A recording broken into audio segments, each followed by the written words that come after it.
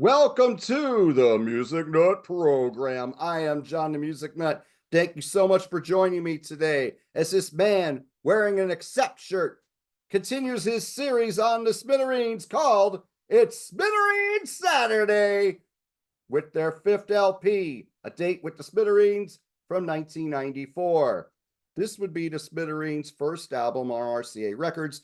They got dropped by Capitol because Butch Vig was going to work on this. He was going to produce this. He produced Nevada's Nevermind.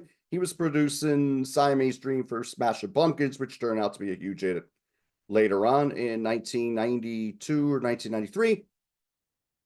There was a little delay in the production. Eventually, Butch backed out of producing this record. Capitol dropped him. RCA picked him up. They get Don Dixon back in the production chair. Don Dixon, as you know, produced Especially for You and produced Green Thoughts. Band still intact. Pat Denizio, main songwriter, lead vocals, guitars, and harmonica. Jim Babchek on guitars, Dennis Dyken on drums and percussion, Mike Messeros on bass, all of them chiming in on the backing vocals and harmonies. Only guest we have on here is Lou Reed, who plays solos, guitar solos on 2 songs. How's the album? To me, this is their response to grunge. It's grunge-like, but it's not a grunge album. It's grunge-like in the fact that Jim decided to plug in the distortion pedal. A lot of echo on Pat's vocals on here. If you're a bass player, you love Mike Messeros's work, this is the album for you because he is way up in the mix on here, and his bass lines throughout are excellent. As for the songs, here we go. War for My Mind. It has this paranoid feel in its lyric and its delivery and the sonics. It's a good opener. It gives you an idea of what's to come. I mean, it's not just a full grunge album, like I said before, but you know this has a different mood this time. A lot of the lyrics on here are biting, and musically it fits the bill on that. This is not a happy time for the Smithereens. Just to let you know, this album charted at number 133 on the Billboard Top 200. So not a very successful record for them. There was only one single off it, and I will talk about that shortly. Everything I Have Is Blue is the closest they get to grunge, and this is so catchy. Very well crafted song. Excellent. Noisy solo from Jim. This would have fit right in on the radio in 94 when grunge was in full bloom. Bands like Soundgarden and Live and Stone Temple Pilots were all over the radio. Pearl Jam as well. This would fit right in. Strong track. Miles from Nowhere. The single. The gem of the album. One of their 10 best songs, bar none, in my opinion. Excellent track. If this was released a few years earlier, this is a hit single. I fully believe that. Power pop perfection. Great pre-chorus. Great chorus. Everything on this works. It is a earworm. Fantastic. Lyrics, delivery from Pat, the whole band is on point on this. Excellent track. This hit number 17 on the album-oriented rock charts in 1994. My Way, we didn't hear this on Rock 107. I can tell you that straight out. Afternoon Tea is an acoustic track. The bass lines are cool. It's a decent track. It is more of that 60s feel that you heard on the earlier albums. Next track is Point of No Return. This is the first of which Lou Reed will play the lead guitar solo. It's decent.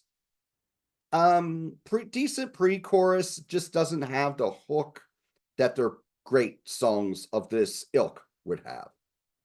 Sleep the Night Away. Soft and it's loud, like grunge, but they do it within the verse itself. It's okay. It's basically based on this one riff, and it's not one of their highlights. Love Is Gone is very good. Very driving track. This is one that Jim Babchek wrote, and this works very well.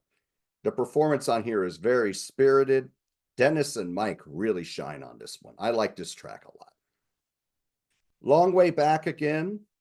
This is the second track with Lou Reed playing a lead guitar solo. This, again, it's okay.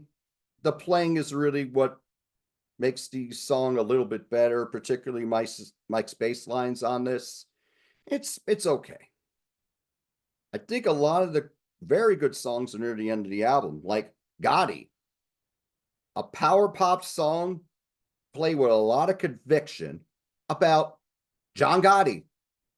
Harmonies reminiscent of King's X. And if you know the band King's X, their harmonies are very Beatles-esque. This sounds like they had Ty Tabor and Jerry Gaskill jump in the studio with them and do the harmonies on it. But the song is very well written, lyrically outstanding. Dennis's drum fills on here are excellent as well. This song really rocks. It is one of their great deep cuts. The next song is Sick of Seattle. This is the song that when critics talk about this album, this is the song they go after. And you can see why. It sounds bitter. It's basically an acoustic song, decent bridge on it, but lyrically, it's just not that good. It's not that memorable. It's not one of Pat's finest moments, in my opinion. But the album ends strong. Can't Go Home Anymore, with Pat's harmonica blazing, has a strong feel like the best stuff from Especially For You. Great solo from Jim, a lot of fire on this track, very well crafted. Maybe not a classic song by the Smithereens, but it has that kind of feel and that kind of passion to it. It's very catchy. Like this song a lot.